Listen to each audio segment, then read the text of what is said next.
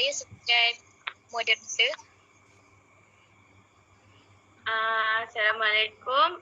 Saya Nur Syazwani binti Azhar. Nombor matrik 10 DLF 18F1003. Saya sebagai panel 1.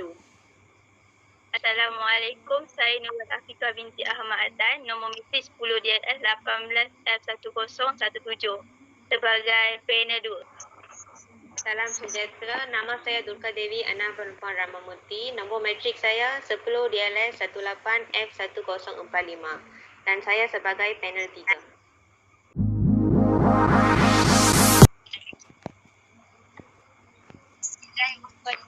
Assalamualaikum dan salam sejahtera kepada penonton dan ahli-ahli panel kita hari ini. Ketemu lagi kita dalam buat bicara bersama saya. Hari ini kita akan membincangkan tentang topik sesat. Saya terdapat ahli panel yang pertama Cik Nur Syazwani, panel yang kedua Cik Nur Afika dan panel yang terakhir Cik Durga Dewi.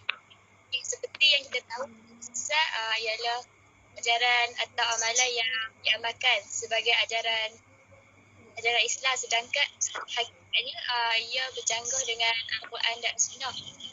Jadi untuk kupas lebih lanjut topik ini, saya berjemput panel bersama kita iaitu Cik Nur Syazwani untuk mengupas tentang bagaimanakah ajaran sesat boleh mencapai kesucian Al-Quran dan Sunnah. Persilakan. Okey, terima kasih kepada moderator kita, Cik Nur Atira. Okey, saya akan menceritakan lagi bagaimanakah ajaran sesat ni mencemarkan kesucian Al-Quran dan As-Sunnah. Okey, ajaran sesat ni adalah prinsip ataupun kepercayaan yang dianggap benar dan satu-satunya yang dapat diterima sebagai kepercayaan seterusnya pengamalan.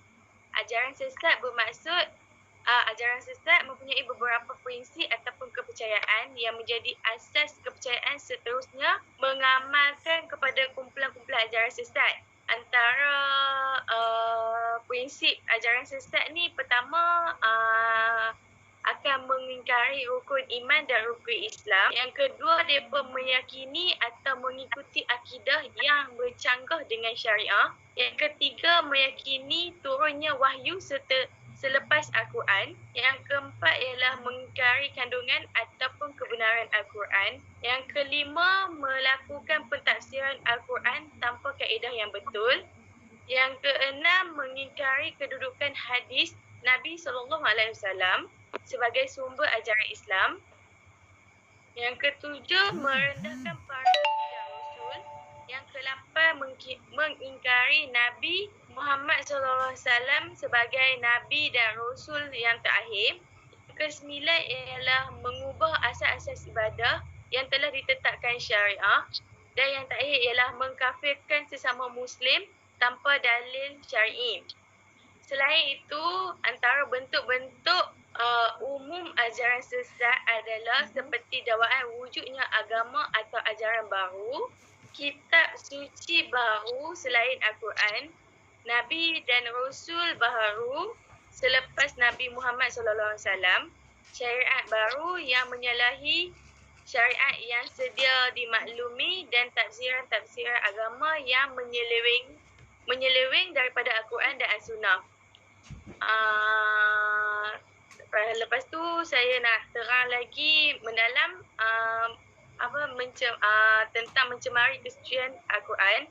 Okey, antara bentuk pencemaran terhadap kesucian Al-Quran adalah mempertikaikan kebenaran Al-Quran, mengubah kedudukan dan struktur ayat-ayat Al-Quran, membuat pentafsiran menyeleweng tanpa merujuk tafsiran ulama-ulama mutabar.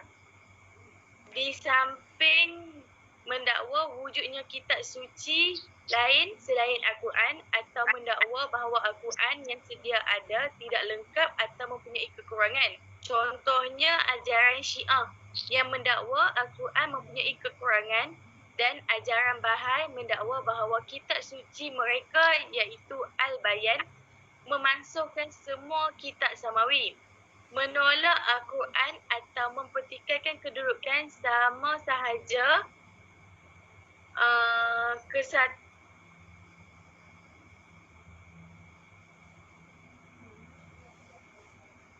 palsuan merupakan kesesatan yang nyata. Sesungguhnya Al-Quran merupakan kitab suci yang diturunkan oleh Allah Subhanahu Wa Taala dan dijamin peliharaannya daripada sebarang perubahan atau kepalsuan. Yang terakhir, saya nak tekankan nak cerita tentang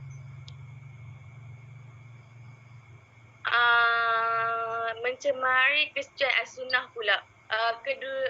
Antara bentuk pencemaran terhadap kesucian as-sunnah adalah mempertikaikan kedudukan hadis-hadis yang sepakat diterima oleh imam-imam hadis iaitu Imam Al-Bukhari, Imam Muslim, Imam Abu Daud, Imam At-Tirmizi, Imam Ibnu Majah, Imam An-Nasai dan lain-lain, terutamanya hadis-hadis mutawatir dan sahih. Selain itu, pendirian menolak as-sunnah dan al-hadis secara umum sebagai sumber perundangan hukum Islam merupakan ajaran yang menyeleweng dan sesat. Contohnya ajaran anti-hadis seperti yang dibawa oleh Jemaah Al-Quran Malaysia, short form nama mereka JAM, yang menolak kedudukan hadis sebagai sumber perundangan hukum. Okey, sekian, terima kasih. Okey, itu sedikit pasal tentang bagaimana ajaran sesat boleh mencemarkan kesucian Al-Quran dan Sunnah daripada seorang kita. Seterusnya kita pergi kepada mengapakah dan kenapa ajaran sesat boleh tersebar kepada orang ramai. Okey, dijemput panel kedua kita, Cik Nurul Afiqah, mengulas tentang topik ini. Silakan. Okey, terima kasih pada Cik Nurul Atirah. Okey, jawapan untuk soalan tu, mengapa ajaran sesat itu mudah tersebar kepada orang ramai. Okey, zaman ni adalah zaman yang moden, so memanifestasikan kejahilan manusia. Ilmu dicabut dari kematian para ulama yang benar lagi wara. Maknanya zaman sekarang banyak ulama-ulama yang betul-betul sudah meninggal di dunia. Okay, sebahagian umat Islam selendangan cara hidup mereka. Budaya dan hedonistik semakin menjadi-jadi akibat tanggungjawab memahami agama Islam, dilupa ilmu asal fardu ain seperti akidah, syariah, akhlak dipinggirkan. Manakala ilmu keduniaan materialistik diutamakan. Kemunculan kejahilan terhadap sumber utama ajaran Islam juga dalam mendorong seseorang itu mempelajari Islam dari sumber yang tidak wajar, sehingga ia membuat kesimpulan dan membina kefahaman yang salah tentang Islam.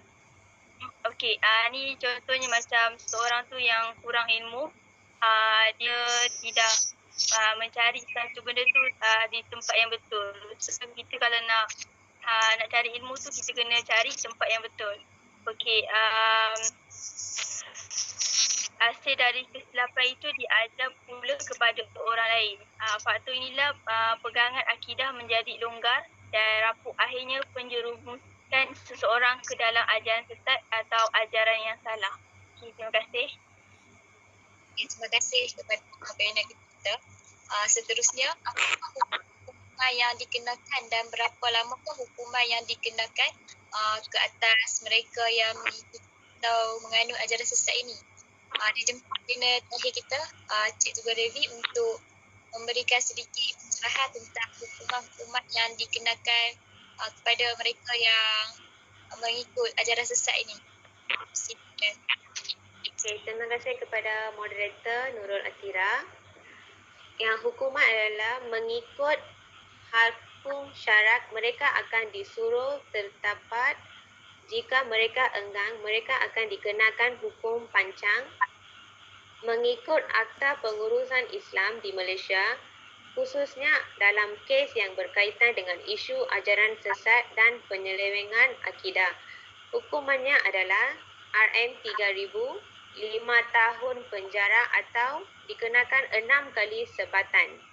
Jadi tadi masanya untuk kita menambah baik sistem perundangan Islam ke arah memantapkan lain perundangan Islam di Malaysia. Hal ini penting supaya bidang penguatkuasaan bukan hanya bertindak sebagai penghukum, tetapi dilihat sebagai bahan yang mendidik masyarakat khususnya berkaitan dengan ajaran sesat. Ya, terima Itu kasih. je. Sekian, terima kasih. Terima kasih kepada panel kita. Seperti yang kita tahu, di Malaysia terdapat banyak ajaran sesat yang berlaku. Okey, apakah ajaran sesat yang famous di Malaysia ini? Okey, saya serahkan kepada panel pertama kita. Okey, terima kasih kepada moderator. Okey, banyak ajaran sesat yang bertapak di Malaysia sejak dahulu kala sehingga sekarang. Okey, yang paling famous ataupun terkenal iaitu ajaran sesat Ayah Pen. Okey, saya akan menceritakan sedikit biodata ataupun kewujudan asal-usul ajaran sesat Ayah Pen. Okey, Ayah Pen Arifin Muhammad atau lebih dikenali sebagai Ayah Pen merupakan seorang pengamal ajaran sesat di Malaysia. Beliau adalah pengasas Kerajaan Langit dan disenaraikan dalam kumpulan agama sesat. Okey, saya akan mencerita sedikit biodata tentang Arifin Muhammad iaitu Ayah Pen. Okey, kelahiran Arifin Muhammad pada 22 Jun 1941 di Beris, Bacuk, Kelantan. Kemudian meninggal dunia pada 22 April 2016 ketika beliau berumur 74 tahun di Kampung Batu 13, Hulu Besut, Terengganu. Sebab kematian beliau ialah sakit tua. Beliau terkenal kerana pengasas Kerajaan Langit dan pasangan beliau beliau mempunyai empat pasangan. Yang pertama ialah Cik Minah Ramli, juga telah meninggal dunia pada 2012. Yang kedua Jaharah Awang, yang ketiga Rozilah Mokhtar dan pasangan yang keempat ialah Nik Kamarah Nipa. Hasil daripada semua pasangan, beliau mempunyai 21 anak. Okey, beliau dilahirkan di Beris, Kelantan. Ayah Pen telah menyifatkan dirinya sebagai Tuhan kepada semua agama dan mendakwa telah menerima wahyu dari langit untuk mengembangkan lagi ajarannya di muka bumi. Beliau hanya bersekolah sehingga darjah 2, namun beliau dianggapkan oleh kebanyakan pengikut sebagai Tuhan dan segala yang dilakukan berasaskan wahyu yang diterima dari langit. Ayah Pen dilayan seperti raja dan segala kelengkapan disediakan seolah-olah seperti di kayangan. Pada Disember 1997, Jabatan Agama Islam Terengganu mengisytiharkan ajaran Ayah Pen palsu, sesat dan menyeleweng. Beliau pernah dihukum penjara selama 11 bulan dan dalam tahun 2001. Pada tahun 2002, selepas tamat hukuman penjara, Ayah Pen dan pengikutnya mula memperluaskan lagi Kerajaan Langit. Ayah Pen berkahwin sebanyak 4 kali dan mempunyai 4 isteri. Dan dikurniakan 21 orang anak hasil daripada perkahwinan tersebut dan beliau meninggal pada 22 April 2016 akibat sakit tua. Okey, ajaran sesat ini mula berkampung di Kampung Batu 13, Hulu, Terengganu. Ayah Pen menyifatkan dirinya sebagai wakil Tuhan daripada segala agama. Manakala pengikut-pengikutnya pula menganggap Ayah Pen sebagai Tuhan yang menerima wahyu daripada langit dan segalanya dibuat adalah berdasarkan wahyu tersebut. Okey, kemudian pada satu ketika Ayah Pen menghilangkan diri. Ayah Pen telah menghilangkan diri ketika pihak berkuasa membuat seburan. Beliau bersama empat isterinya telah melarikan diri daripada perkampungan tersebut dari Hulu Besut, Terengganu. paling menghairankan sehingga ke hari ini jejak ayah Pin belum ditemui tetapi dikatakan melarikan diri ke selatan Thailand. Ada yang mengatakan ayah Pin gaib bersama isteri-isterinya. Ada pula yang berpendapat ayah Pin termasuk pengikut-pengikut ekstrimnya cuba menyembunyikan ayah Pin daripada pihak pengetahuan pihak berkuasa. Seterusnya saya menceritakan tentang kematian ayah Pin. Pada Jumaat 22 April 2016, ayah Pin telah meninggal dunia di kediaman isterinya yang keempat iaitu Nik Kamariah Nikpah di kawasan penempatan mereka di Kampung Batu 13 Hulu Besut Terengganu pada jam 8.30 malam pada usia 74 tahun akibat sakit tua. Beliau juga turut menghidap penyakit angin amar dan beberapa penyakit lain sejak menghilangkan diri dari tahanan polis dari tahanan pihak berkuasa pada 2005. Jenazah beliau dikebumikan di kampung halamannya di kawasan penempatan berkenaan yang turut menempatkan beberapa kawasan kubur lain termasuk kubur isteri pertamanya iaitu Cik Minah Ramli yang meninggal dunia pada tahun 2012. Allah yarham meninggalkan 3 balu dan 21 anak hasil perkahwinannya dengan 4 isteri sebelum ini. Berikut adalah sedikit tentang ajaran sesat ayah Pin. Sekian, terima kasih. Okay, terima kasih panel kita. Okey, acara ayah Pin ni sangat famous pada satu ketika dahulu. Okay, antaranya apa yang orang selalu sebut tu kerajaan langit. Kerajaan langit, kerajaan langit. Okey, kita tahu ajaran sesat macam lepas tu kita nak tahu langkah-langkah yang perlu diambil untuk kita mencegah daripada berlakunya ajaran sesat. Okey, dipersilakan panel kedua Ita. Okey, terima kasih kepada moderator. Okey, langkah-langkah dia seperti berikut. Kita perlu berpegang teguh dengan Al-Quran dan Al-Sunnah iaitu menggunakan metodologi yang jelas dalam memahaminya. Sebarang pentafsiran Al-Quran perlu merujuk kepada mufassir, manakala huraian hadis perlu merujuk kepada muhaddis. Okey, yang kedua, umat Islam perlu menambah nilai iman dan takwa setiap masa bagi menghadapi apa jua bentuk cabaran yang mendatang. Okey, langkah yang ketiga adalah setiap individu sewajarnya menghindari diri daripada terlibat dengan ajaran yang salah atau sesat. Bahkan perlu menjadi mata dan telinga pemerintah dalam usaha menangani kerana tanggungjawab agama adalah tanggungjawab setiap individu Muslim. Okey, langkah ketiga, kita perlu merujuk yang arif dalam bidang agama Islam bagi menentukan kesahihan suatu fahaman.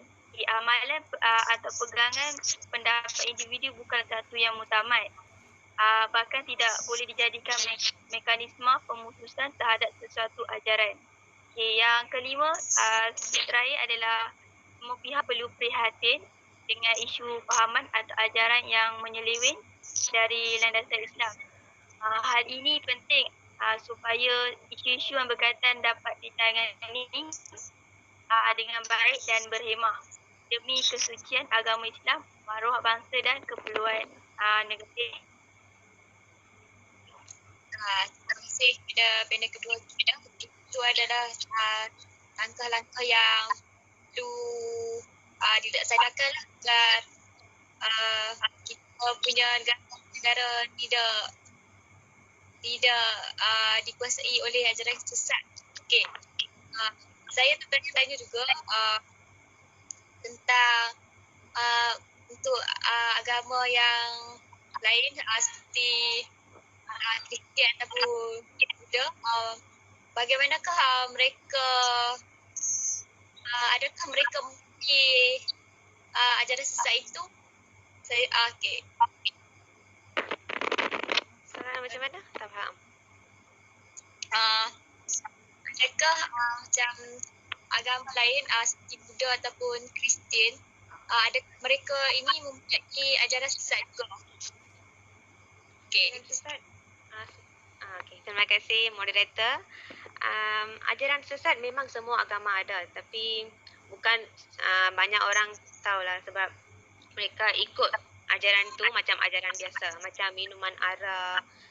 Bukan semua agama dia kata yang tu macam bukan semua agama ada ajaran tu. Agama Cina memang ada dah sebab mereka sudah okey dengan ajaran tu, mereka biasa minum.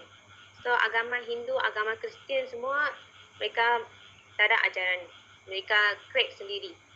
Dia adakan sendiri. Masa festival ke macam function, mereka minum.